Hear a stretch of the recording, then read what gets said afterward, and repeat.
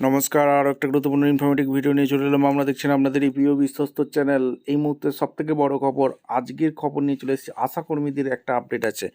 বেতন কিন্তু বৃদ্ধি করে দিয়েছে, আপনারা সবাই জানেন। আশাকর্মীদের বেতন বাড়িয়ে 1000 টাকা করা হয়েছে, আপনারা সবাই জানেন। এখানে কত টাকা বাড়লো? 1000 টাকা। আজকের যে খবর উঠে আসছে, আশাকর্মীরা রাজপথে আছে। কেন রাজপথে আছে সেই আপডেটটি আপনাদের সামনে তুলে ধরবো। কী কারণে রাজপথে আছে সেই আপডেটটি বলবো। কতটা যুক্তিসঙ্গত সেটাও বলবো। আমাদের চ্যানেলে ফার্স্ট টাইম দেখলে চ্যানেলটাকে সাবস্ক্রাইব করে বেল আইকনটা টিপে রাখতে হবে লেটেস্ট গুরুত্বপূর্ণ আপডেট পাওয়ার জন্য। স্টেপ টু স্টেপ আজকে আশাকর্মীদের নিয়ে কী আপডেট উঠে এলো, খুব গুরুত্বপূর্ণ ইনফরমেটিভ ভিডিও হতে যাচ্ছে। চ্যানেলে যারা নতুন, চ্যানেলটাকে সাবস্ক্রাইব করে বেল আইকনটা টিপে রাখতে হবে লেটেস্ট গুরুত্বপূর্ণ আপডেট পাওয়ার জন্য। স্টেপ টু স্টেপ আপডেটটি আপনাদের সামনে তুলে ধরছি।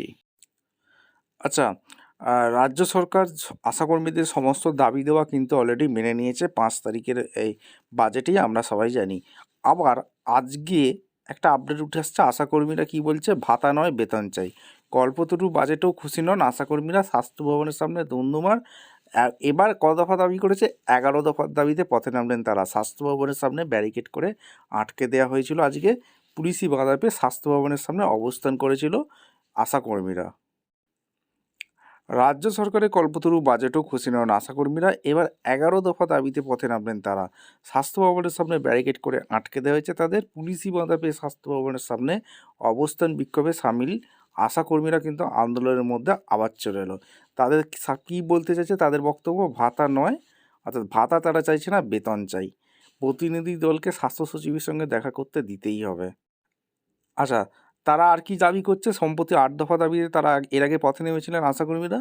তারপর তাদের কিন্তু ভাতা বাড়িয়ে 1000 টাকা করে দিয়েছে, সমস্ত দাবি দেওয়া মেনেছিল। তা নিয়ে উত্তাল হয়ে উঠেছিল তিলোত্তমা। অন্তর্বর্তী বাজেটে সেই আশাকর্মীদের জন্য একগুচ্ছ উপহার দিয়েছে রাজ্য।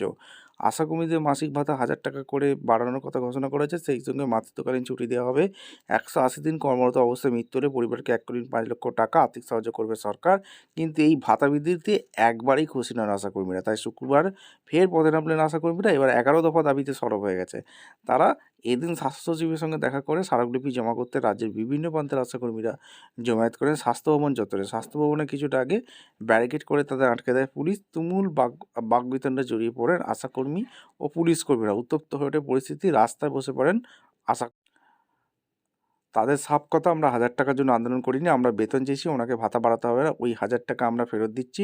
লোকের বাড়িতে বসে 500 টাকা বাড়তি পাবে, আমরা পরিশ্রম করে বেতন পাবো না। এই এ প্রসঙ্গে এই আন্দোলন নেত্রী বলেন, গতকালই জানিয়েছিলাম আমরা আজকে কর্মসূচির কথা, তার সাথে লোক ওভার তৈরি করা হলো কেন? আমরা তো মারপিট করতে আসিনি। এই আপডেটটি উঠে এসছে। ভিডিওটা ইনফরমেটিভ মনে হলো, আমাদের চ্যানেল ফার্স্ট টাইম দেখলে চ্যানেলটাকে সাবস্ক্রাইব করে বেল আইকনটা টিপে রাখুন। দেখা হচ্ছে কোনো পরবর্তী ভিডিও। ধন্যবাদ।